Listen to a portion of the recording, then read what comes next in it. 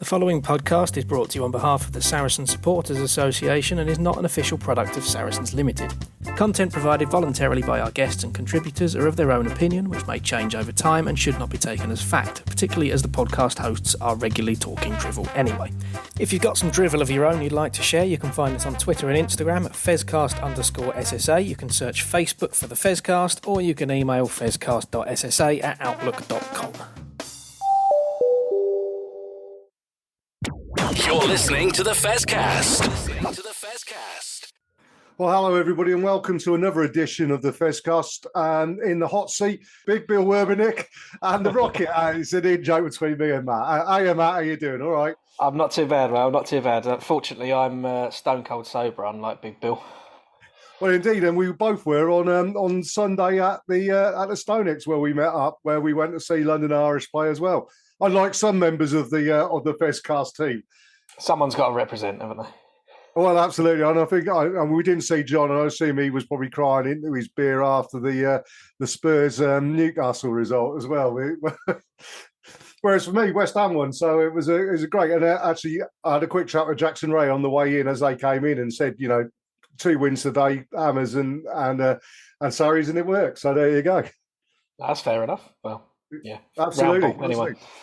Oh, well, what we got coming up on this show, Matt? Well, you and me are going to have a chat about the game on Sunday, and a couple of things that came out the back of that, and obviously look forward to a home semi-final against Saints.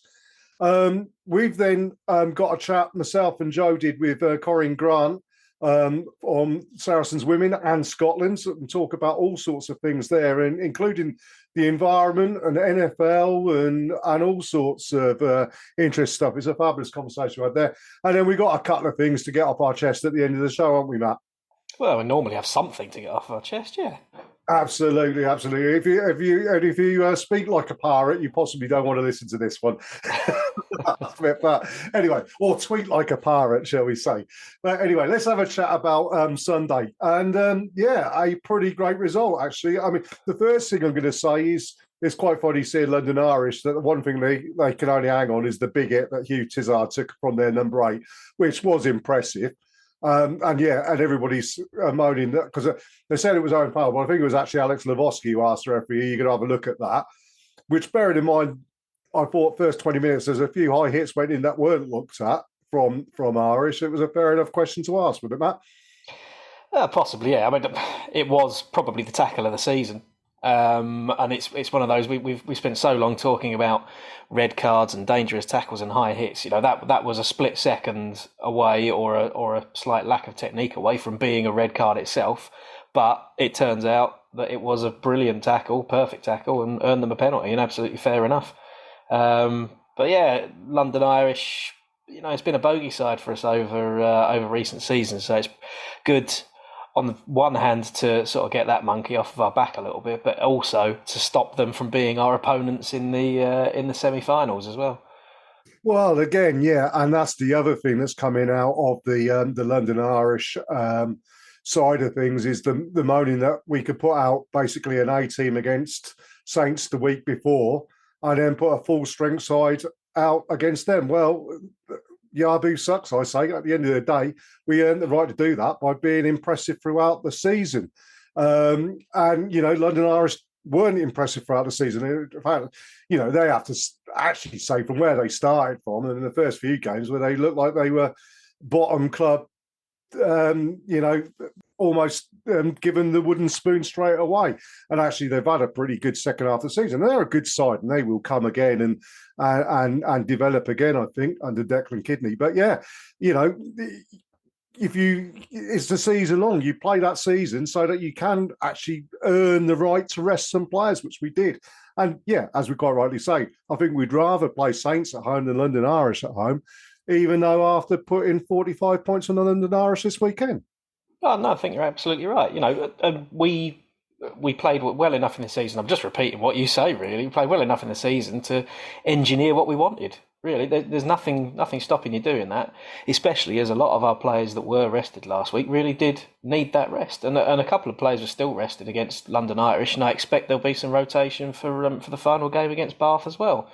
It's what happens at the end of a season when a club has been able to get a little bit ahead they are able to chop and change a little bit. I mean, Hugh Tizard, all right, he came off the bench early in the second half, but he was desperate for a rest and got one.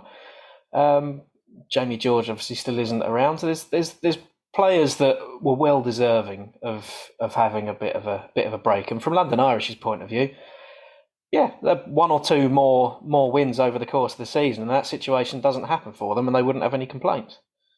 Absolutely, 100% right there. I think, and that's just the nature of a league season. That's how you do it, and you have squads for exactly those reasons. And the fact that Saracens can put out an A team that is competitive against Saints just shows the strength that we have and the development, and it's young players coming through, which is where I want to go next with players who stood out. And we're going to leave the one player I think that we both agreed with was the man of the match on the day until last. But first up, Theo Dan, when you've got KP, who's an American international hooker on the squad, Jamie George is rested, you'd expect KP to come in. And, for whatever reason, perhaps isn't happening quite good enough for him. But Theo Dan has really stepped up. And now, Charlie Morgan's writing in the Telegraph saying that, Theo Dan would be on England's radar. But there's a groundswell of opinion saying that perhaps he should be included even earlier, ready for this World Cup. And when we go into part 3 and we chat about certain other players in certain other clubs, it's not a bad shout after all, is it? No, it's a position where England are struggling is the wrong word, but there needs to be a bit of a changing of the guard when you've had Jamie George and Luke Cowan-Dickie who've sort of held the position for quite a while now. And no one's really stepped into the number 2 shirt beyond those two. There's an awful lot of people that have been in and around the squad, the likes of Singleton and Walker and co. And yeah, Theo Dan does look like someone that does have the potential already to do a useful job in international rugby. There's some raw elements of his game, definitely. But yeah, I don't know whether the World Cup is maybe a little bit too soon for him, but he's definitely a bit of a bolter for some people, for sure. And he was fantastic on Sunday as well. Absolutely. I think someone described him as, without wishing to put too much pressure on the lad, but, seeing elements of one of the greats of Saracens' recent history in Schalk Brits. He plays in a very similar style. He has all of those skills that Schalk had, with perhaps a little bit more bulk and a little bit more explosiveness. But yeah, I mean, and where Jamie George learned from Schalk is obviously, that is being passed down, which is great. You see a succession in positions. But someone actually said to me, it was a bit tongue-in-cheek, but it was quite right, that Theo Dan is the best hooker prospect to come through Saracens Academy since Jamie George. Which is a bit, he is the latest Saracens product through the academy since Jamie George. But yeah, it's they play the game in two different ways, and I don't think either of us would be shocking anyone too much when we say Jamie George is starting to past his peak is the wrong word, but I think he's hit his peak. He's got however many years left in him as the number 1 de facto hooker in the Saracens squad, and there's an argument that we'll probably have later on in the season who our best hooker has been this season for Saracens. It's probably a big debate, but yeah, Theo looks like he's, I think we'd want to tie him down to a 15-year contract. Well, absolutely right, 100%. Yeah, I mean, and well, all good power to him. We'll move on to the superstars on the team, and it seems to be this year when the television cameras are at the Stone X or where Saracens won, man of the match award seems to get spread evenly between Ben Earl and Owen Farrell and maybe Billy Villapola. They are kind of superstars who do catch the eye, and both of them again had super games on the weekend. Owen, other than 2 kicks that went out on the full, one which he got away with somehow, God knows how, and one which he didn't. And, his kicking from the tee was back on form. But, I mean, they talked about the tackle the 8 put in. I think Faz put in one equally as impressive And I can't remember whether it was on the, I can't say what I would normally call him, but on Paddy Jackson, who's a player I don't like for a number of different reasons. But yeah, whether what was it on him or on one of the centres, he absolutely marmalised them. Yeah, it was definitely a very good hit from Owen. He definitely he had the bit between his teeth in that game, and it was good to see that, like I say, other than the kick-off that did go out on the full and lead to a scrum, and the other one which I think I heard the referee's whistle blow a couple of times as he was kicking it because there was a substitution being made. I think that's the reason why that was called back and potentially why Farrell was put off a little bit. We're giving the benefit of the doubt that one. Other than that, his kicking from the tee was pretty much perfect. He had one that hit the post. I think that was the only one that he missed. Which he has had some off days with the boot this season, so it's pretty pleasing to see there. Without Owen being hot off the tee, that would have been a much closer game in the end. Which is stupid to say, of course it would be, but it's Owen had a very, very good game, and as did Ben Earl. A lot of turnovers in Ben Earl's game, but I it's a little bit harsh to Owen really, but that was definitely a TV pick for man of the match. Sure. Well, yeah, we'll mention that in a minute when I talk about something else that's got me goat slightly, and more not so much my goat, but actually my wife's Shaz's goat. But the player that I think we really do need to pull out here. I mean, Nick Tompkins again had another super game, and you see where everybody's talking about Andre Esterhuizen as the best inside centre or this, that, and the other.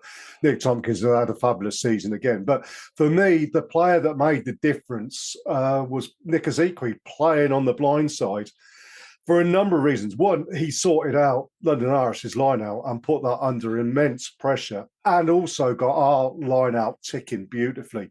I think between him and Maro calling it, they did an absolutely superb job on mixing it up. And that's what Nick Ezekwe gives you if he plays at blindside, is that third genuine line out option that you can go to and use. And secondly, playing at blindside, given that we lost Theo McFarlane for half the season, and then Andy Christie stepped up and played brilliantly, and then we've lost him to injury, for Nick to come in at blindside and perform at the levels he has done has been absolutely fantastic. And, you know, where we were worried about a position being a concern, he's really stepped up and worked hard. And you're right. And, you know, I think the whole back row, because Jackson Ray had another game where he rolled back the ears, the runs he took the ball up into contact with were absolutely immense. But yeah, Nick Ezekwe was just different class, I felt. Absolutely, yeah. I mean, his return from injury was pretty timely, really, wasn't it? As soon as he starts coming back and getting some minutes, everyone else gets injured. So it's been pretty good. And yeah, I agree with you. Obviously, we met up after the game and we both pretty much said simultaneously that we'd have both given man of the match to Nick Ezekwe, and we do both like to give it to someone who's maybe done some of the less highlights reel work. He did a lot of hard graft. But you're right, certainly the work that he did at the line out and the steal of London Irish's line out on their 5 metre line, which led to Ironi Maui somehow being birthed from the middle of a maul to score a try. That was absolutely outstanding. So yeah, he's been brilliant, and I think he's going to be pretty crucial over the next couple of weeks. Particularly as I'd say I don't think Maro Itoje had a very good game on Sunday. Certainly didn't have a good first half and was a little bit quiet in the second. It does happen. Everyone has a bit of an off day, but yeah, it was a little bit worrying, I think. Well, the thing with Maro, I think the problem that Maro has, and it's the same when you've had Owen Farrell missing kicks off the tee and everything, we hold them up perhaps to higher standards than we do other players.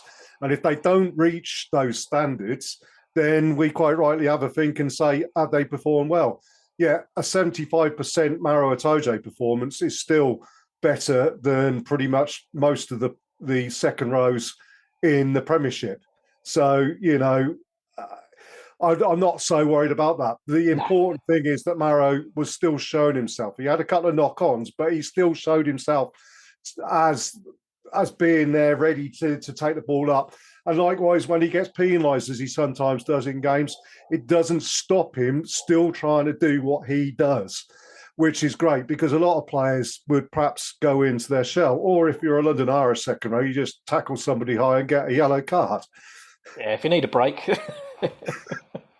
I don't know what it is about Saracens players and Irish second rows that they really do like taking us round the neck. I mean, Theo Dan, fair dues to him, was taken round the neck by Rob Simmons. Could easily have gone down, could easily have milked that one and got a bigger judgment against Rob Simmons. To his credit, stayed on his feet and tried still playing on, which probably saved it from being a red to a yellow. But yeah, I mean, there's a mental block going on there somewhere. It's very strange, isn't it? I mean, Simmons, to be fair to him, he sort of stuck his arm out, and basically before he'd even hit him, he realised he'd got it completely wrong. And it does happen. And I think the right decision was, there were some people that were saying, "Oh, that should be a red. It's a high swinging arm and things." No, he's just stuck an arm out. He knows he's got it wrong before he's even doing it. There wasn't a huge amount of force in it, particularly. And I think for the referee just to give a yellow card straight away and get on with it was absolutely fine. But yeah, there's just something about London Irish second rows and high hits against us, isn't there? It's bizarre. Well, absolutely. And I think it's fair to mention the referee at this precise second in time, because I thought 10 minutes in that I was going to be having a whinge about him because I think a number of things did go against us. A lot of that, I think, was down to the fact that London Irish just come charging out of the blocks and, because they had to get their 4 tries and a win. So, they threw caution to the wind. They had nothing to lose there, and it actually made it into a really good game. I think Saracens sorted out what the referee wanted fairly quickly and played to him, and the referee let that game flow beautifully, I felt, and did a really good job. Which leads me to my last point, in so much as that obviously Owen Farrell had a word with him as he came off the pitch. If you watch on the TV, you see Owen and the referee coming off, having a bit of a giggle about something. Something's been said, which then meant, obviously, Owen Farrell, being given man of the match, meant he went off and had an interview with Sarah Egan. Now, I got my wife's viewpoint of this before I actually watched the interview, but then watched the interview and completely agreed with what my wife was saying, because Sarah Egan gets hold of Owen Farrell, and we know Owen's not the most gregarious of guys when it comes to interviews. He doesn't particularly like talking to interviews, and he plays a pretty straight bat. We've seen it before. We saw it with Sonia McLaughlin in an England situation. But the first question Sarah Egan said was, "What did you say to the referee?" And Owen's come back dead bad and said, "That's between me and the ref," sort of thing. She said, "Oh, no, well, come on then. What was it?" No, I'm not telling you. Well, it must have been bad then. No, I'm just not telling you. And that's what the interview mainly was. There was nothing about the rugby at all. And then, that interview finishes. They then go and get Ben Earl for an interview with Sarah Egan. First question he asked, "So what did Owen say to the referee?" It's shoddy. I don't like seeing interviewers are going out there after a game of rugby. We're rugby fans. We want to know what was what did Owen feel about the game? What did Saracens do good? What do they need to improve? Those are the things we want. We don't want to hear them trying to get something controversial out of it when they're completely obviously wasn't something controversial. It was just them coming off and saying, "Really enjoyed that, ref. Yeah, I enjoyed it too, Owen. Great game. Thank you very much for that." Or whatever it was. It was nothing controversial, but she wants to make something controversial of it. And quite frankly, no, it's not needed. No, not at all. I mean, I've not actually seen the interview, to be honest, but I would imagine if I was a referee and I was refereeing Owen Farrell, after the game, I wouldn't be surprised if the ref's gone up to him and gone, "You're an aggressive little Watson, aren't you? Aren't you, Owen?" And the ref's trying to wind him up. So you just, and that's between the two of them. And that is a bit of banter, isn't it? Yeah, that's the point that we need to make really is that for all Owen's intensity on the pitch, he does actually get on quite well with a lot of officials in rugby, and it is all part of the game. It's all part of the fun. That you knock seven bells out of each other on a rugby pitch, come off, shake hands, and have a beer afterwards. That extends to the officials as well. Most of the time, I'm sure there's one or two that don't get much good treatment, but yeah, I get over it, I think. Well, again, and we'll chat about that in part 3 because there's a hot topic that we need to pick up on that side of things. But yeah, I mean, yeah, just concentrate on the rugby. Okay, ask it once. If he turns around and dead bats it back to you, say fair enough, well bowled, well played, and move on and ask a different question. Don't just try and get controversy for the sake of controversy. Anyway, Matt, I think we've done the game to death and everything like that. We've got a semi-final, obviously, home semi-final to look forward to against Saints. One thing I will say is, a lot of people are sat there saying, well, we went up to Franklin's Gardens with an A team and we ran them close with 14 men and everything like that. The one thing I know Smalley won't be doing is allowing the team to be complacent. Yes, we're going to go in with a full strength side because that's what we do at this point of the season. We're not going to go in thinking, oh, well, we're going to put 50 points on Saints. We're going to go in thinking it's going to be a hard game, a tough game, a game that Saints, if they turn up and we don't, could easily win. We are favourites. Quite rightly, we're favourites. We deserve to be favourites, but we're going to pay them respects and we're not going to be complacent. Absolutely right. Yeah, it's knockout rugby as well. At the end of the day, anything can happen. And we have come unstuck occasionally when it comes around to one of those big final games. And as you say, Saints will be treating it very differently as well. They'll have a different game plan coming to our ground.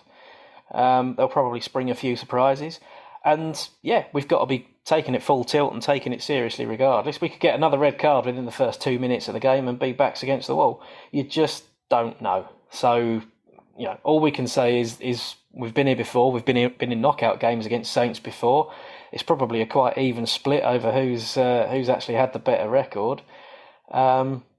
First things first, let's get through the game against Bath unscathed and try and put a few things together in that as well. I don't expect us to be rotating and playing all the 18-year-olds against Bath. I'd imagine they want to take a little bit of momentum into the semi-final. But yeah, it's definitely something to look forward to. Absolutely. Unfortunately, I won't be there. I assume you will be. I can't get the day off work to go. It's the day before I run Leeds Marathon, so the rest of the Festcast guys will have to stand in for us on that one, and perhaps they might have to do the Festcast that one after. But right, let's stop that there. We'll have a little break, and then we'll be back with me and Joe talking to Scotland and Saracens women's winger, try machine, the Flying Scotswoman, and apparently I'm the first person to think that nickname up. Christ knows how I'm the first person, but you'll hear that in the interview we do with Coreen Grant, which is coming up after the break.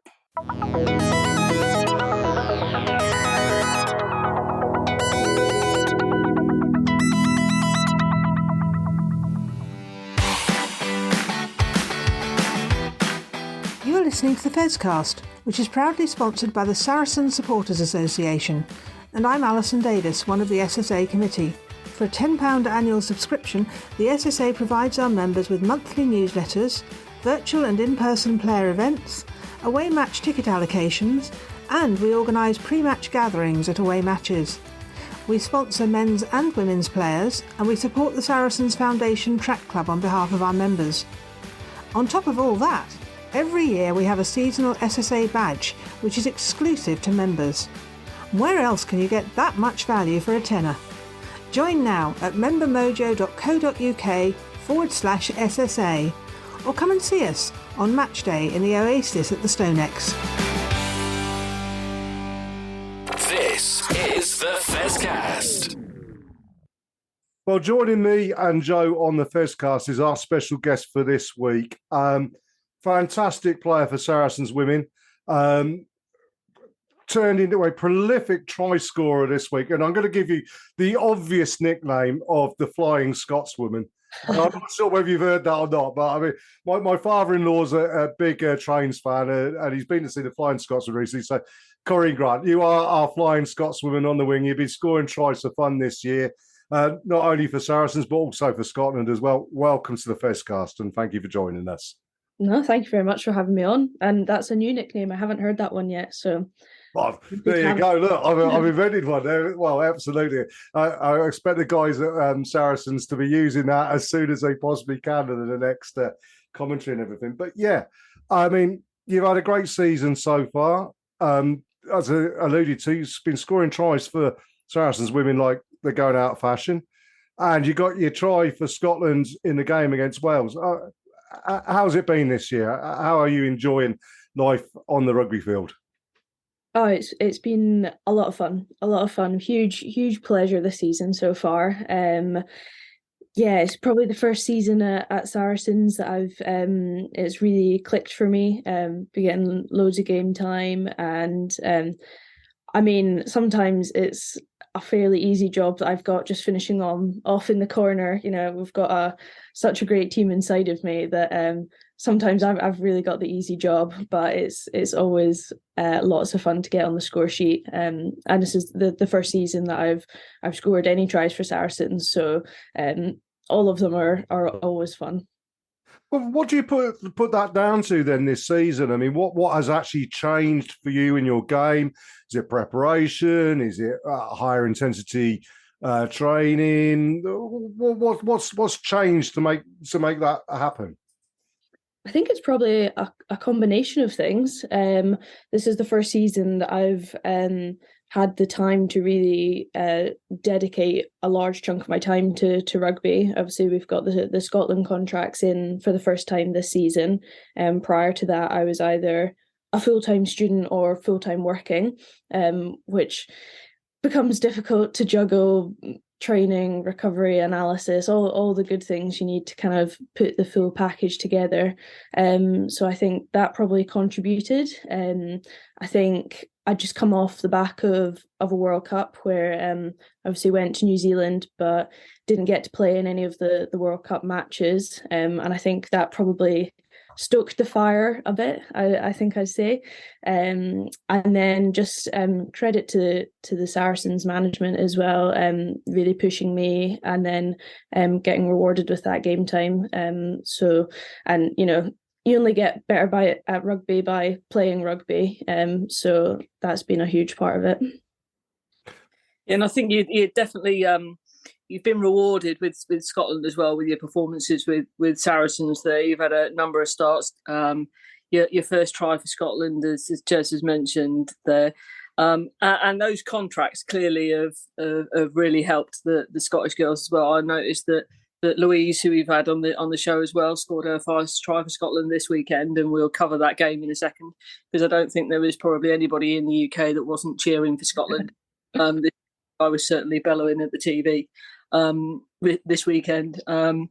So how is it in terms of your Scottish prep? You've obviously got another crunch game this weekend back at Damhill Stadium.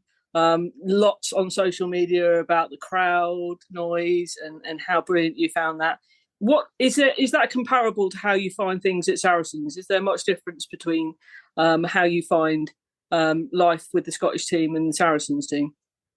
Yeah, that's a good question. And I think there definitely are some really good comparisons. I think Damhill Stadium in Edinburgh and StoneX are both really good stadiums for our supporters, and you really get the noise from both of those sets, and that really kind of, for both teams, that really G's us up. At the weekend against Italy, you know, the noise from the crowd is phenomenal, and they're all like singing Loch Lomond before the start, and towards the end when we're starting to edge it out, you know, they're all chanting Scotland, and they're stadiums where you can really feel the crowd close to you, and I think for both teams that just hugely energizes us. So that's really special for me to feel the support of our supporters behind us, definitely. So at the start of the season, Coreen, did you sit down, obviously, with the coaches, the squad sat down? You would have put some aims and some desires in place. How well have Scotland done this season? I mean, from a personal point of view, I think of the teams that we've seen England play so far, which obviously is Italy, Ireland, yourselves, and Wales, I think Scotland and Ireland, as perhaps two of the lesser fancied teams against England, have actually put up the better performances than other teams. And I mean, if you looked at the score sheet, England, Scotland, and the Calcutta Cup match, you would say it was a bit of maybe a humbling as such, but it was far from that. I mean, Scotland really did compete. So where are you on that scheme of things? And, you know, is it just vitally important now you get that win against what was a very tough Ireland side against who came out against England, which me and Jo will discuss further at the end of this discussion? Yeah, it is a big weekend coming up for us, and I think Obviously, the game last weekend was massive for us. I think it was on the back of 12 losses.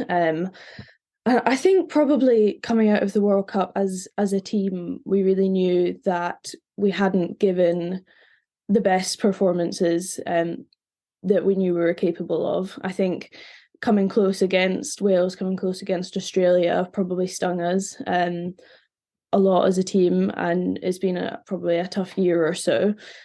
So to finally feel like we're finally getting somewhere and those results are showing is a really great feeling. It was a tough loss against France, a week and a bit ago, and we had a 6-day turnaround with travel, etc. There's some quite sore bodies, but I think the belief that we've been building as a team is really showing on the pitch, and that's fantastic. Well, yeah, I think so. I mean, the question I was going to ask there is, I alluded to the score that England's put on yourselves, but do you feel, because I mean, obviously the big buzz topic around the TikTok Six Nations Women Games is mismatches. Are England so far ahead of everybody else that it's no point even having the competition almost in some quarters, which I think's very short-sighted look at things and everything. But, are you perceiving that gap closing? Can England get better, or have they reached a plateau where everybody else needs to aim for now? And do you see, not only from Scotland but the other guys and the other teams out there, do you see that gap shortening a lot? Yeah, it's a really good question, and I think definitely that gap is closing 100%. I mean, yes, the scoreline is still wide, but you only have to look at the things like the forward set piece. A couple of years ago, 5 or so, Scotland really would have struggled to retain ball in any of those set pieces. The English forwards are so dominant, and I think that's something that is hugely improved, whether that's just time on task that the forwards are now getting, and we've got dedicated coaches for that and all those things. I think that is a really competitive area now. And yes, England are still head and shoulders above, but we saw in the Ireland game there's big chunks of those games where actually they're going scoreless, or teams are getting one back against them. So I think you're right in saying it is short-sighted to say, well, the Six Nations isn't competitive, or it won't be. I think teams are getting closer every year on year.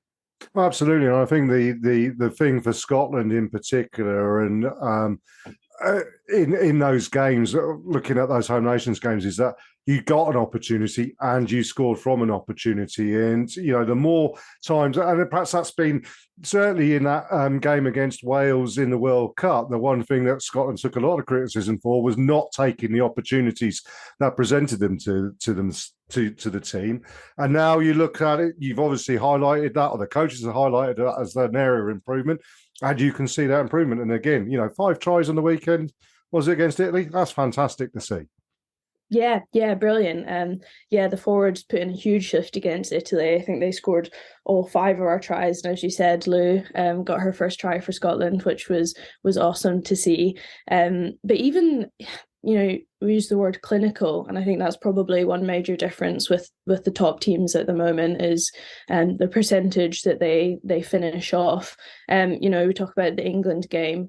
There was within the first 10-15 minutes, we were up in their 22, and I think Emma Orr came within inches of the line. So we are creating those opportunities, and definitely one of the things we'll be looking at is how we increase that percentage of the ones that we managed to finish off.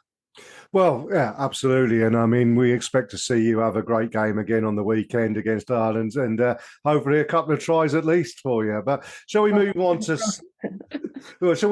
Saracens and just sort of ask about the season so far? Because it's been a bit of a weird season for Saracens. And I know when we've spoken to the likes of Louise and Lottie and all the various people that we've had on, it has been a bit of a disrupted season with the World Cup bang in the middle of it all, and then players coming back and not coming back into the team, and then injuries and whatever. I mean, we come into the business end of the season, which we know Saracens men, Saracens women do better than just about everybody else.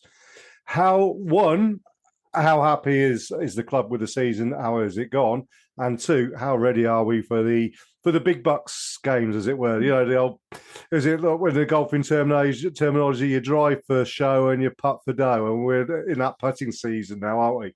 Yeah, it's really getting to the crunch time now, which is always the exciting bit. I think you're right. It has been a little bit of a strange season, a bit disrupted, you know, a bit delayed towards the start with players coming back at different times from the World Cup, and probably especially for us, not, you know, the start to the season that we maybe wanted or that we're used to, which I think actually has probably presented us with some different challenges that we're used to, and has tested our resolve as a team, which maybe we'll look back on and say, actually, you know, that could have been the best thing that happened for us. And I think hopefully that'll show going into this back end of the season. We've got 4 exciting games to finish off, and you know, we finished the last block really strongly, so hopefully we'll be able to just pick up from there.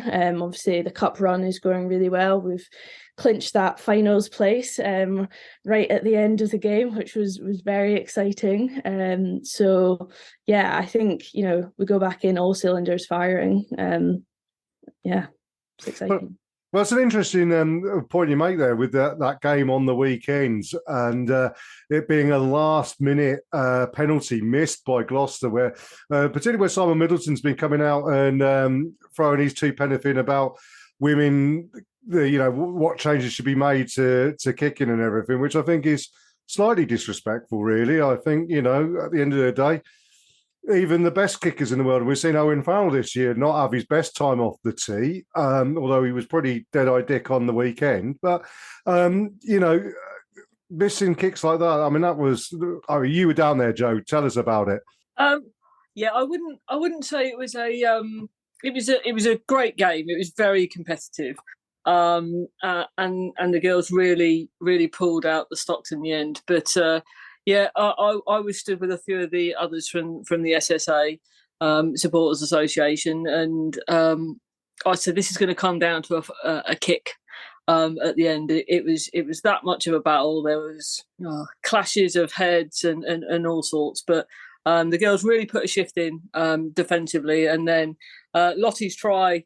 Final try at the end was an absolute classic, typical Lottie, nice little spin out there, and I think a few of the players then came and took her out in the celebrations. But yeah, the last penalty, it really could have gone either way, and actually Emma Singh had been kicking well for England. She's been kicking well for Gloucester all season, and it didn't miss by much. I'll be perfectly honest. There was a moment, and I was stood directly in line with it and watching it, and it just, whether a gust of wind caught it or whether it just pinged in the last bit, but caught the outside of the post and whistled past. But good for Saracens. But we've got probably an interesting trip down to Sandy Park on Sunday now, which I'm sure the girls will be up for.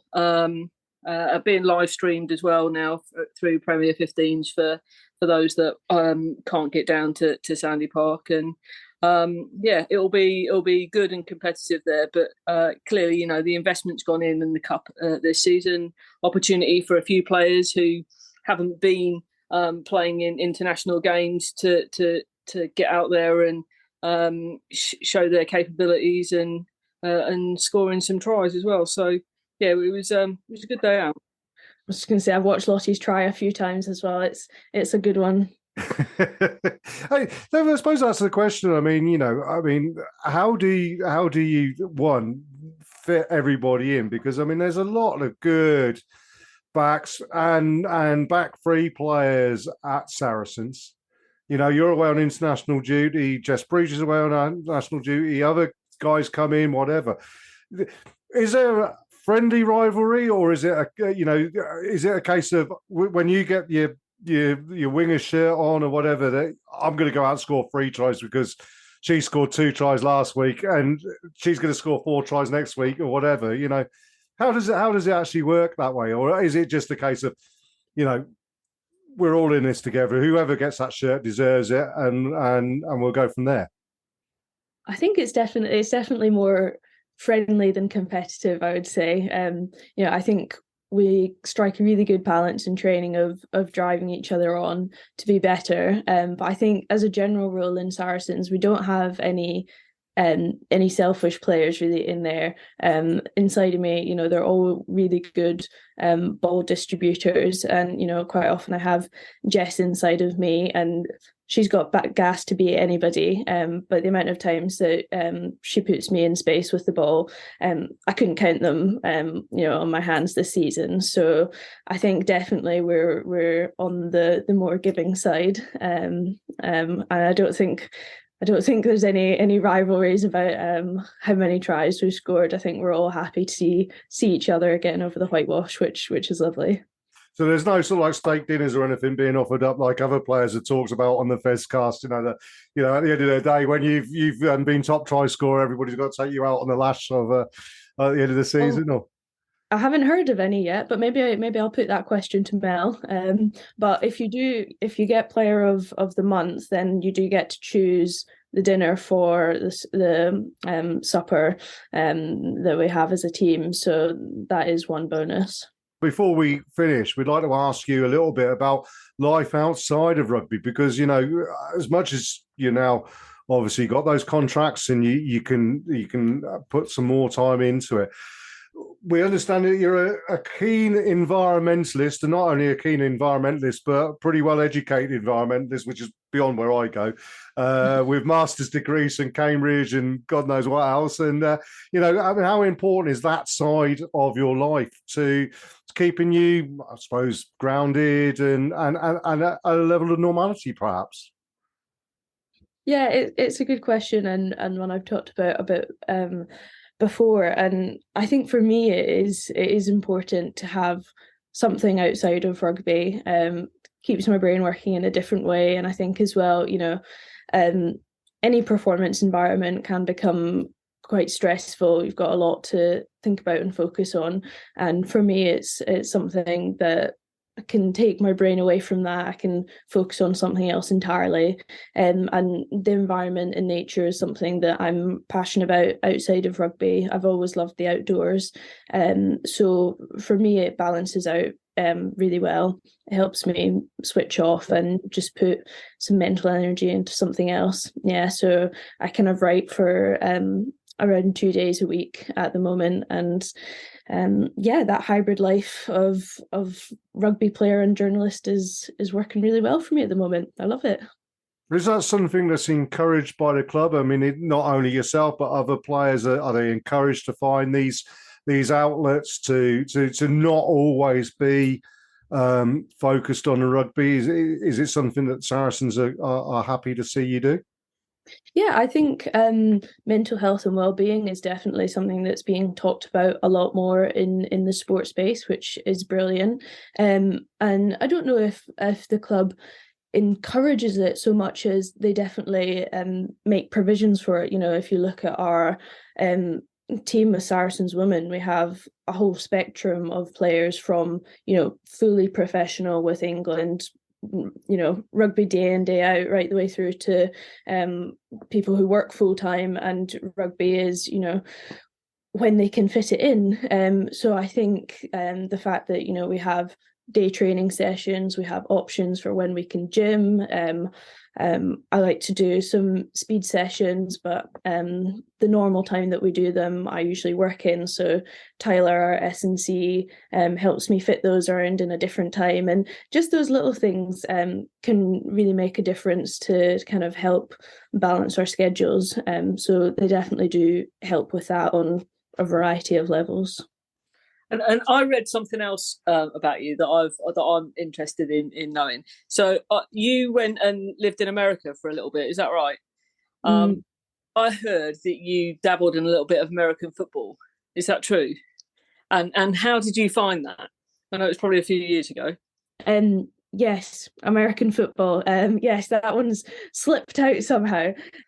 Yeah, I think I probably found more differences than similarities. But it was when I was probably, I would have been 13 or 14. So we lived out there for 3 years in Pasadena, California. Went out with my mum's job, and Americans do like sport in school slightly differently to at least my experience in Scotland, in that they do them kind of like 4 in a year, and they'll do them all by season. So I think the season we were in was maybe volleyball or something, for the girls' sport, and that wasn't really my thing. I definitely didn't have the height for it. And one of my good guy friends knew that I had been playing rugby in Scotland before I came over. There wasn't any women's rugby teams there when I was there. And he said one day, he was like, well, why don't you come along to football practice? You know, you could probably tackle the guys there, no problem. So that was how it came about. And because there was no women's American football, by default, they had to allow girls to play on the boys' team. And yeah, the guys were really great. I think they found it all quite amusing, and they just took me under their wing. And it was great fun for a season. I think probably the novelty, maybe more than anything. I wasn't a fan of having all the kit. You know, you have these huge shoulder pads and a helmet, which I actually found quite almost claustrophobic, going into contact. And as a sport, it's quite stop-start. It's quite prescriptive in terms of the quarterback calling the plays and things. So from that perspective, I was definitely, always, rugby was superior in my mind, but it was fun for a season. Well, I'm glad we didn't lose you to American football, that's for sure. Well, absolutely, yeah. Do you still follow the NFL now, though, Coreen, or?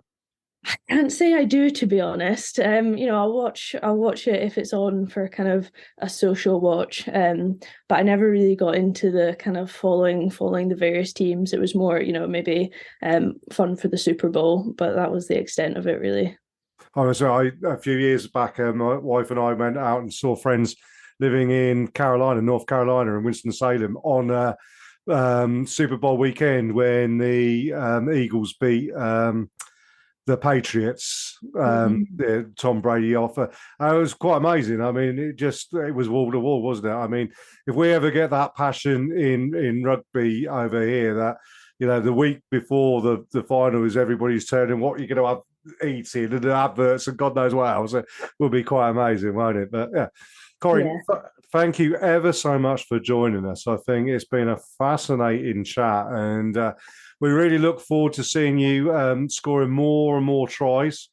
The Flying Scotswoman, I might just have to trademark that one if there's, when they make the T-shirts of you with the Flying Scotswoman on it, I'll take 10% or whatever. But yeah, no, it's been absolutely great. And as I say, best of luck for the weekend. We'll all be cheering you on, Scotland, and obviously giving Grace a little bit of support as well from our side of you. So I mean, that's the next one for you, Joe. We need to get Grace on, because obviously we've had English, Welsh, and Scottish Saracens on. So Grace will be our next port of call on that one. But yeah, Coreen, thank you very much. Have a great game this weekend, and we look forward to seeing you back at StoneX in the black shirts soon, hopefully. Yeah, definitely. Thanks very much, guys. It was a pleasure to chat. Thanks, Coreen. Cheers.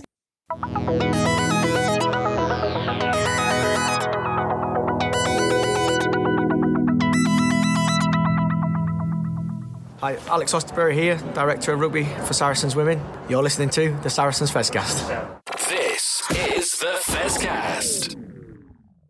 Well, that was a wonderful chat there with Coreen Grant, the Flying Scotswoman, and yeah, absolutely fantastic, Joseph. The one thing I do always get from the women at Saracens is they're so bright, so intelligent, brilliant to speak to, and just really lovely, nice, rounded people, aren't they?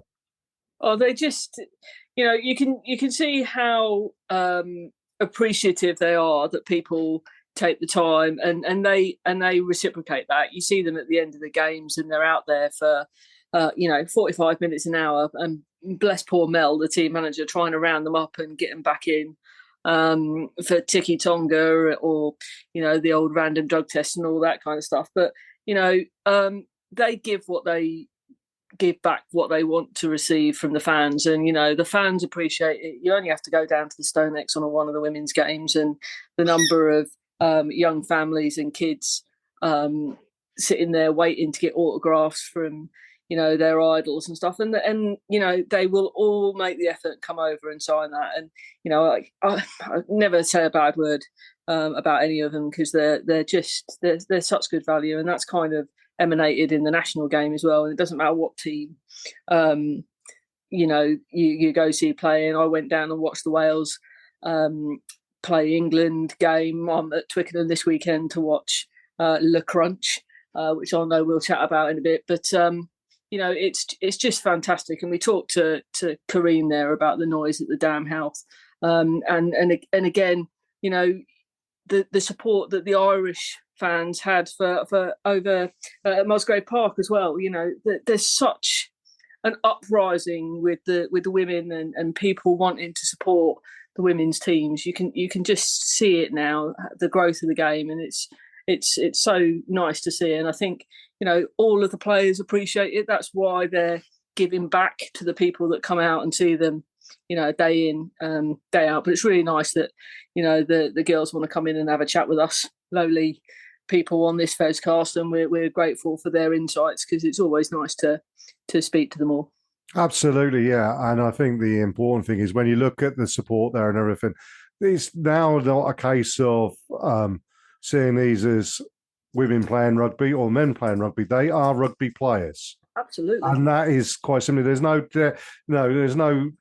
definition along gender or whatever. They are just rugby players, and they're exceptionally good at what they do, not only on the pitch but off the pitch, because that is as important as anything else. And all credit to people like Coreen, who are growing the game through their not only their playing ability but what they are prepared to put in, and all credit to them. But we do need to have a quick discussion about the TikTok Six Nations, what happened on the weekend, and what we've got to look forward to. And we touched a lot on the Scotland-Italy game, but just to say, brilliant for Scotland. Again, it's another one. Is if you were to ask me Scotland versus Italy in the men's game, I'd want it to win every time. And the same if Italy are playing Wales. When Italy beat Wales in the Millennium Stadium a couple of years ago, I was cock a hoop. It's different with the women, because I want to see, I want to see these guys growing, the sport grow. The possibility of there being a British Lions would be pointless if all it is England and Saracens B team. That would be a pointless waste of time. It's got to be, you've got to have players from all sides being part of that if that's to go ahead. But yeah, great for Scotland. 5 tries, as I say, forward power, got the game plan right, and took their opportunities. It's just fantastic. And I have to say, I've spoken to Rachel Malcolm after Saracens have played Loughborough Lightning before, and she's probably one of the nicest people I've ever met. And I've watched her interviews over the last 12 months where Scotland have just been picked or put in a really solid performance and the results just haven't gone their way. And you can see the emotion on her face. And it was just really, really nice. And I don't think there's probably anybody probably in the world that would begrudge Rachel Malcolm having tears of happiness and joy after that win at the weekend, because you can see how much effort and investment. It's not through lack of trying for those Scottish girls. Great to see Jade Conkle-Roberts back, who undoubtedly helped shore up their pack. But they have got such a brilliant pack. And, it's really, really nice to see them come out on top of what was actually a really strong Italy team. We shouldn't be saying that they've got past a team that aren't significant. Italy, I think, are ranked 6th or 7th in the world, and the win against Italy put Scotland up into the top 10 for the first time in a little while. So, really, really important win for them. And I think hopefully that will be the catalyst for them to drive forward, going into the last game in the Six Nations. But also you've got the forthcoming autumn competition around the X5, the tiered competition that's going to include the Pacific Four and other teams for around the world. And, getting those test matches for the women, I think, is really important now. There was a time where, the Women's Six Nations and a few test matches and a World Cup was all they would get. And now we're seeing, autumn internationals for the women's teams, friendlies, builds up to the World Cup, which will be hosted by in England in 2025. The game is escalating. And I know we'll talk about England, France in a bit, but the fact that they sold 50,000 tickets at Twickenham is it's incredible. And, by 2025, the hope is that is a sellout for the World Cup final. And I've no doubt at this stage that people will be clambering and desperate to get those tickets, me being one of them. Absolutely. Well, yeah, indeed. I suppose before we do need to have there's a couple of negative things. There's always going to be a couple of negative things. Wales lose again to the teams that they are aiming at. I mean, Wales, are the third best team in the competition.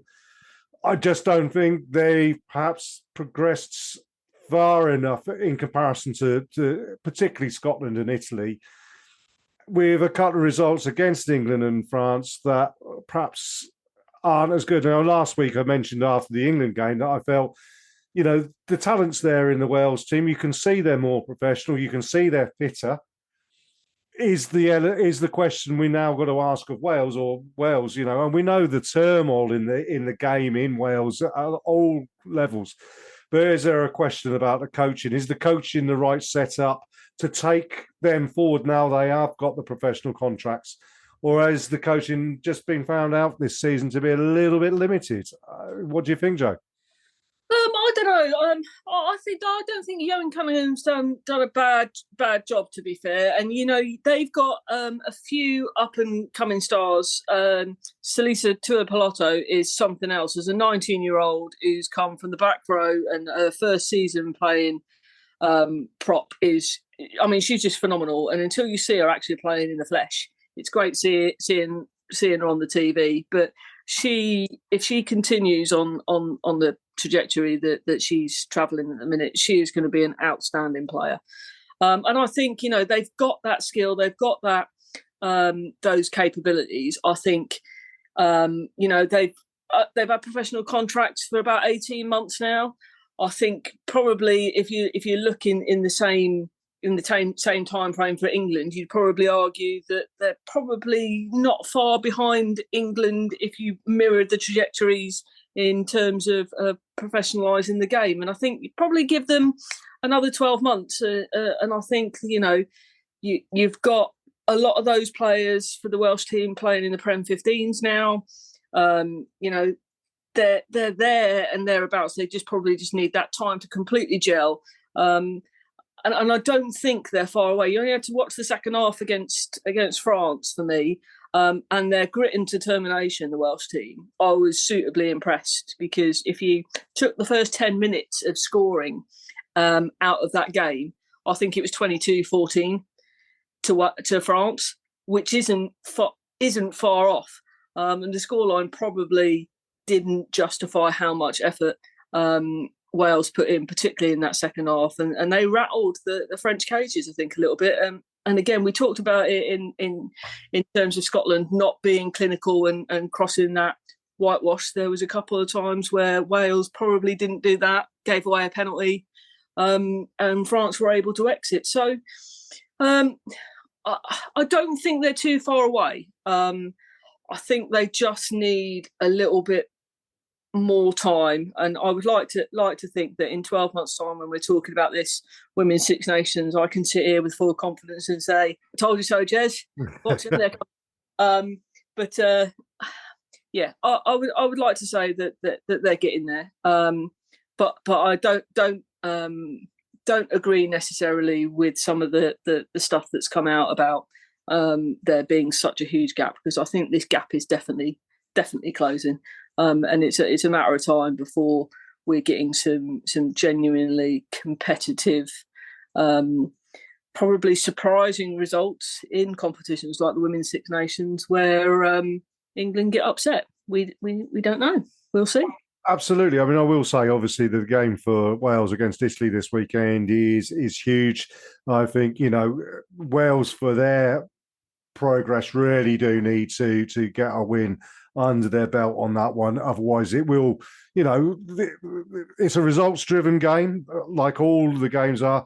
And I think 3 losses would not be acceptable to Wales. But, let's see what happens there. Well, again, now, you talk about the closing of gaps and everything.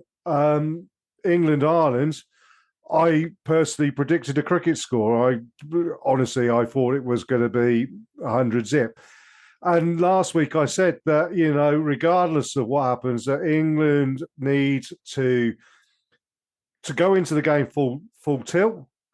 And if it is 100-0, that they pay Ireland the full respect of doing so. And actually, this weekend, I'm going to be critical here. I don't think England played Ireland the due respect they should do. Number one, Simon Middleton made far too many changes. You got, a big bugbear of mine. I mentioned it last week. Sam challenged me on it, and he was quite right what he did. But Hannah Bottoman, she's had 20 minutes back, and then she's starting a game, and she gets injured. And I think there's an element that you really do need to prove your fitness in the intensity of Test rugby. It's no good turning around and saying, yeah, they've been on the training paddock. They're ready if they haven't had a proper competitive game. And I think that's number one, and there's every chance that Hannah's got an injury that's going to keep her out for an appreciable amount of time. That should never have happened. I think that's number one. Number two, it's bringing back players who haven't even been around the squad really. And, Mo Hunt, as great a player as she is, and she is a great player, she didn't have her best game. And I think a lot of that comes from the fact that, she's not been there or thereabouts. And you got Packer there. What's happened to Leanne Infante? How, Ella Warris has been. And suddenly you bring in, it just did not make sense to me. And I think that did backfire quite a lot. And I also think the third problem was they were sent out onto that field with the full expectation that they were going to run in a cricket score. And they tried too hard to run in a cricket score, and that played into Ireland's hands. Now, Ireland were never going to win that game. We know that. But the score flattered England at the end of the day, I think, and Ireland deserved a lot more. And I think there was a couple of really, really good performances. Grace had a great game on the open side. The number 8 for Ireland is superb. I mean, she's like a little jack in the box.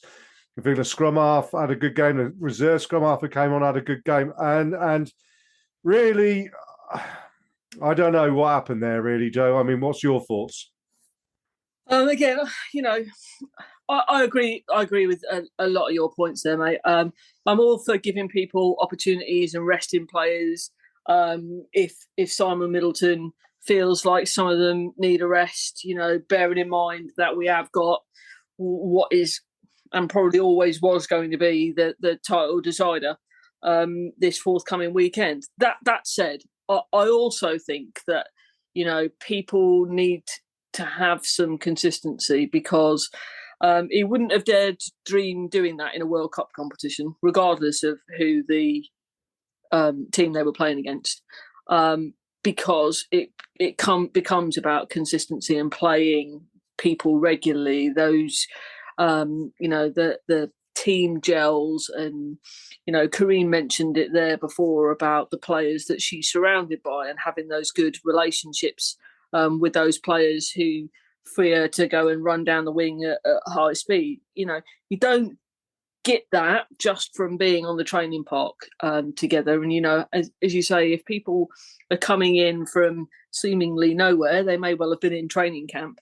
I don't think it necessarily sends always the right message. And the same can be said for those people that have played one game and then been ceremoniously put to one side. May Campbell being one of them. Well, not even one game, 10 minutes. Exactly, and I know that she had a yellow card, and that was an unfortunate circumstance. But if you look at what she was doing on the park, I mean, is 10 minutes ever enough to give somebody the opportunity to demonstrate what they're about? And May had an absolute blinder this weekend against Gloucester, as she always does.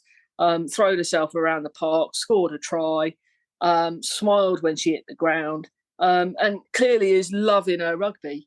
I just think that, I don't think it was the right decision. I'm not a coach, and I'm certainly not a Standard England coach, and there'll be reasons behind his decisions. I do question whether it was disrespectful to an Ireland team who, you're right, have got some brilliant players, some up-and-coming players. Nicola Bard, their number 8, is excellent. Niamh Jones is one of those front row players as hooker who I think she made something ridiculous like 45 tackles, and she didn't miss none against England. She's just everywhere on the park, and you can't disrespect that level of play. A lot of these players again playing in the Women's Six Nations. They're missing a lot of their players that have chosen to play on the 7 circuit for GB. So they haven't got the same level of speed on the wing that they've had previously. But that's individual choices. I just think England, perhaps they had an opportunity to test out some players that they genuinely think will perform this next week against France, and getting that chemistry between them to make sure that actually the set plays were all good. Around the park, they were switching around the ball. It was an opportunity for them to really demonstrate some flair around their passing and using the backs, using the forwards. And I think they haven't done that because they've made too many changes.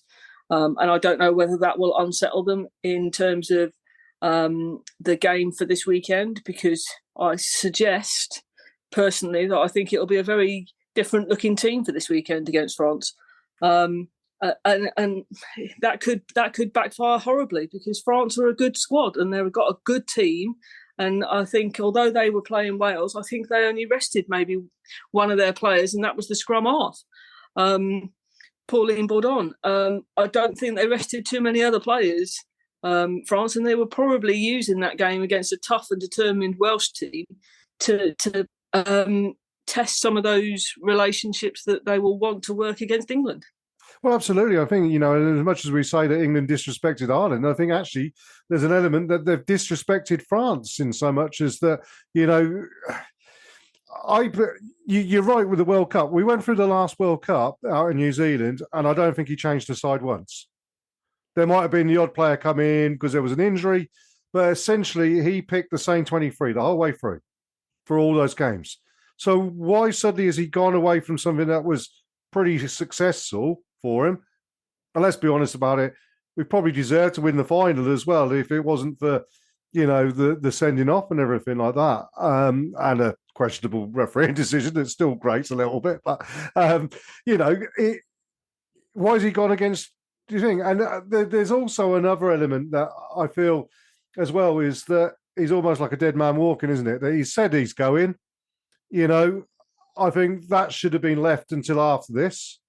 Whether it's because he wants the fanfare, I don't know. It could really tarnish his reputation if France come out, and they will come out because it's France, England. It doesn't matter. You say it's Le Crunch, and it matters.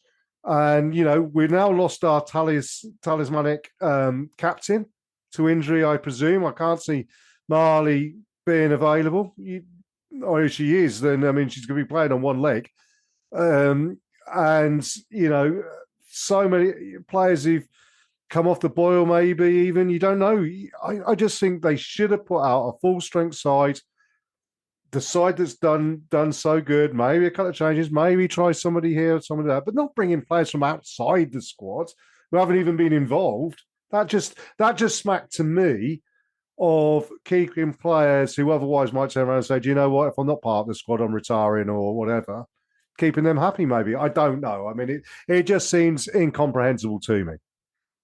Yeah, and I agree with that. With that, I just I get the opportunities, giving people the opportunities, newer players, and and to be fair to Simon Middleton, in terms of the original training camp squad that he formulated, there was some really, he's picked squads there based on performances, how they've been playing in the Premier 15s, and I don't think he's then followed that through with picking them for match day squads all the time, particularly this last weekend. And as a result, I mean, and I get it again, is, next weekend, this forthcoming weekend is a really important game, and you're trying to avoid people being injured, but we've managed to get some people injured anyway. Now, my only hope is that both Box and Marley were withdrawn, in order to make sure that they didn't get any further knocks. And actually, the knocks aren't as serious as we first thought. But Marley was in a boot and on crutches. But as Simon Middleton said, everyone goes in a boot. Doesn't matter whether they've broken a finger or not; they still go in a boot. I think that was his quote. So we'll have to wait and see what happens with the squad announcements this week. Clearly, it'll be a big miss if Marley isn't available. Whether Poppy is back, who knows? We shall again have to wait and see. But yeah, I think there's times to blood players and there's times to give people opportunities. I'm just not sure that his timing is that great when he's exiting, because as you say, from the outside looking in, to some of us, it might just look that like he's not perhaps doing the best job he could as England coach. Absolutely not. Well, look, we'll wait and see, won't we? It's going to be an interesting weekend this weekend. I'm looking forward to Super Saturday, an afternoon in front of their telly. I'm going to be carb loading and tapering, so I'm not going to be on a big run or anything. So that's all to look forward to there. But Joe, thank you very much. We'll have a word from one of our sponsors, and then me and Matt will be back talking about other things in the game of rugby.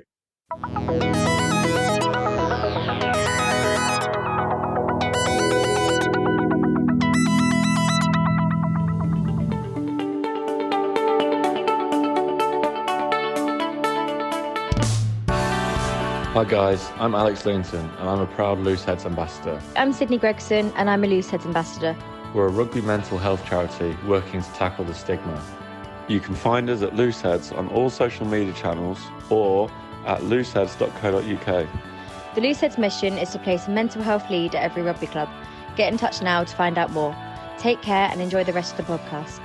Enjoy the rest of the pod.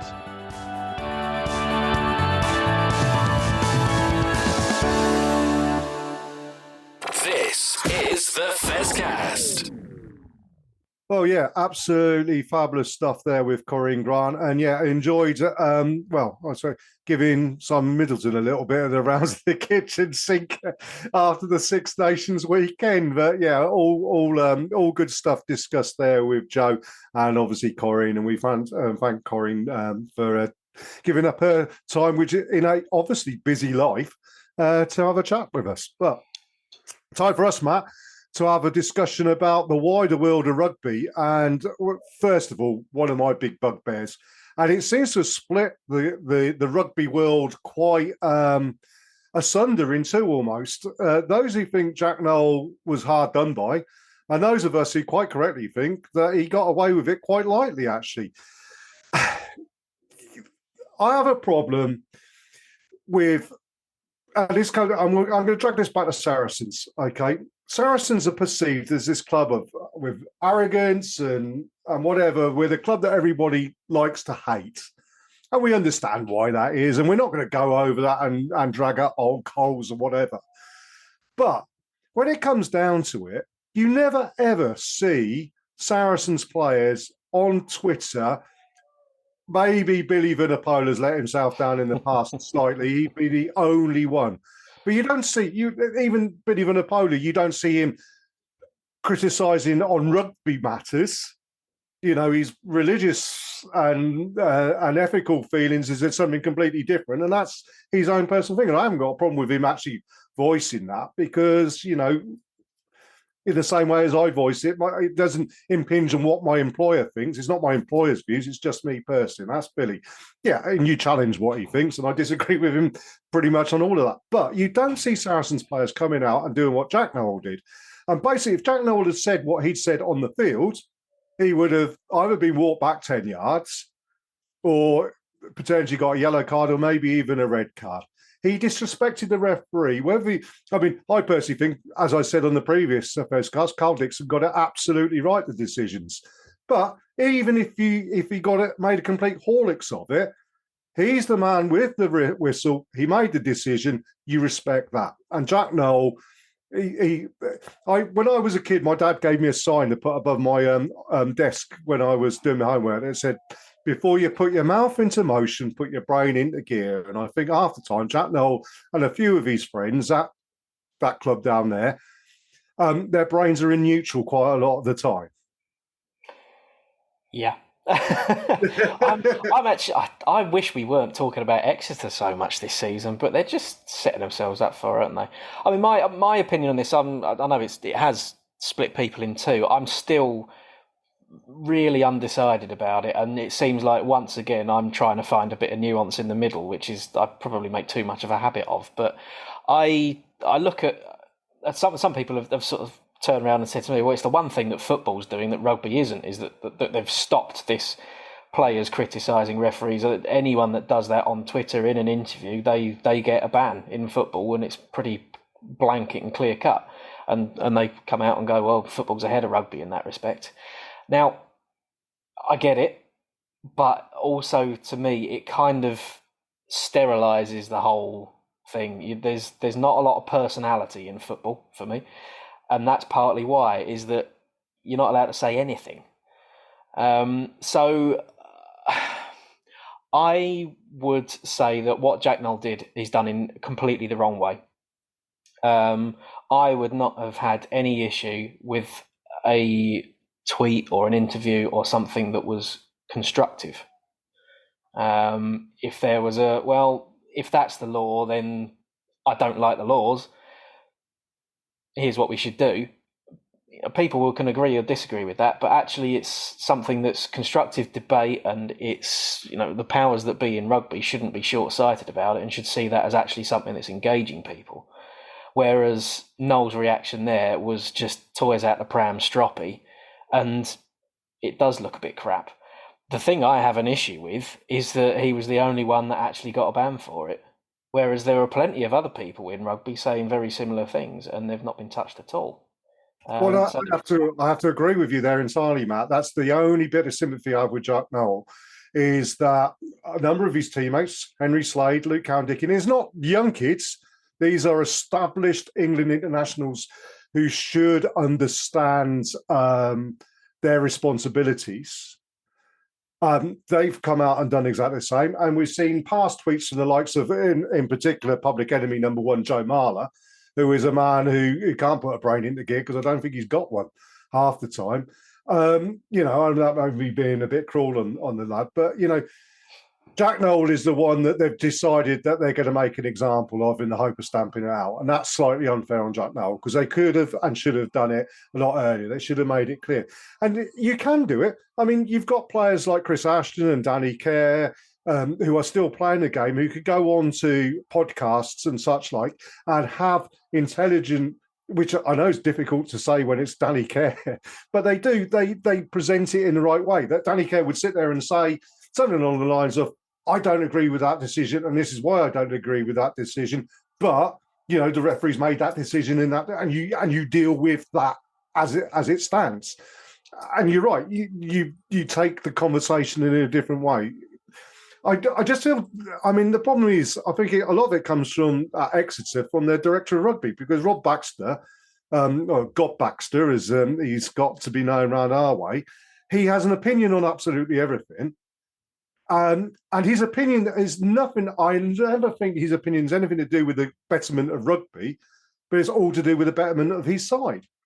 There's no what's the word? There's no coincidence that his big bugbear at the moment is relegation. Because when you look at Chiefs, they're favourites to be bottom of the league next year.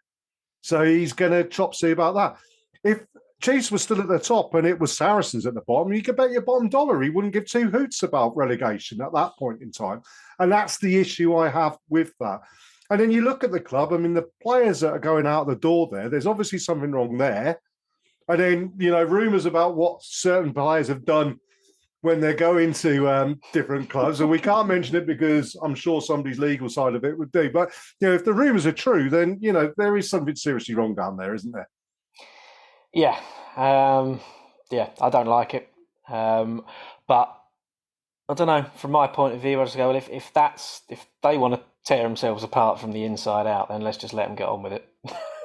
Absolutely. Well, let's move on from that one. We said our piece, and I think we could go on forever and ever and ever about it, and I'm sure it'll happen again in the future some point along the line. But some good news. I mean, first, I say good news, and not good news for Ealing, but good news for the Championship that Jersey beat Ealing on the weekend. And it looks like Jersey are going to win the Championship, which is fantastic, especially given that everybody's been pumping Ealing, Trifeld, saying they should come up. Will that Jersey come up? Come on, that'd be a great away day, wouldn't it? It would, yeah. Unfortunately, Jersey don't want to come up, so it's end of story, really. But yeah, it should have been more of a highlight fixture, to be honest. Jersey against Ealing. I tried to highlight it in our socials, and actually now the team that would stop Jersey from winning the title now is our friends down at Ampthill next week. And yeah, there's some stories there. And whatever they do with promotion, relegation, it does show that the Championship can be competitive and can be a good league to keep an eye on. And what we're obviously going to come on to now is how we might be able to do that a little bit next season. Well, absolutely. And I mean, we've been very critical of the RFU and PRL and all various different other people that run the game. But it does seem as perhaps somebody's had a moment of clarity and come up with the great idea of including Championship clubs in what is now the Premiership Cup. And fantastic that, we're going to get the opportunity, it seems, because of the way that the competition is going to be structured, that we're going to have some games where big teams are going to go to the likes of Coventry and Nottingham and Ealing and Doncaster and whatever. And, it's going to be closer to what the old Tetley Cup used to be like. Yeah.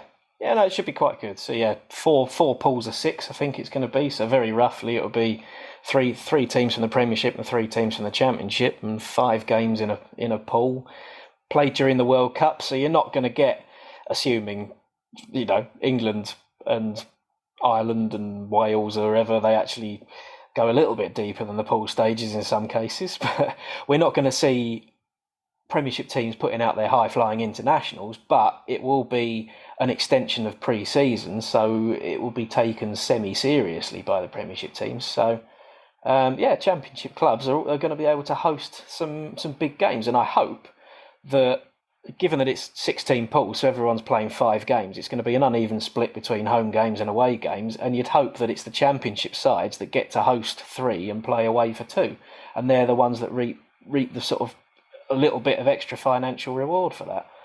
Well, absolutely, yeah. I mean, I think it's a fantastic idea, and as I say, we're critical and throw criticism where it's deserved. Well, I think we need to throw praise where it's deserved, and this is certainly it. And I'm certainly looking forward to seeing who we pull in those pool stages going forward, and looking forward to some really good away days at clubs where we've made some very good friends in our season in the Championship. Absolutely, yeah. I mean, there's a few people sort of having a bit of a guess at how it's all going to run, and if it's sort of picked as a little snake of filling the pools, where if with us winning the Premiership or finishing top of the Premiership, we'd end up with the side getting promoted from National League One in our pool and things like that. There's a couple of people suggesting that we could very easily end up with Cornish Pirates in our pool, which is a hell of an away day.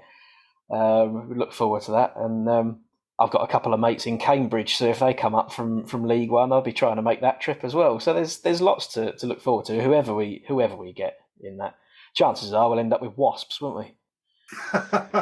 Well, yeah, I mean, that's the other big one, isn't it? The fact that Wasps, seemingly forgetting that they owe millions of pounds here, there, and everywhere, are going to build a 24,000-seater stadium.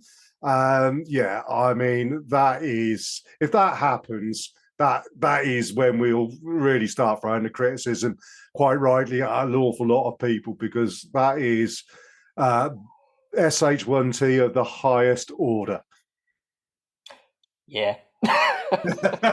Enough said, Matt. Enough said. Look, I think we've rambled on enough this week.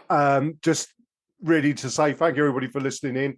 Hopefully we've got some news about some more interviews. I'm not mentioning names because that always comes back and bites me on the arse in a big way. But yeah, we'll be back next week. First week of May it'll be. So it'll be the 3rd of May we're back. And normally that's when the season ends. But I think we've got about another 3 months still to go, haven't we now? But I think so, yeah. We don't get a pre-season really, do we? We've just got to keep going.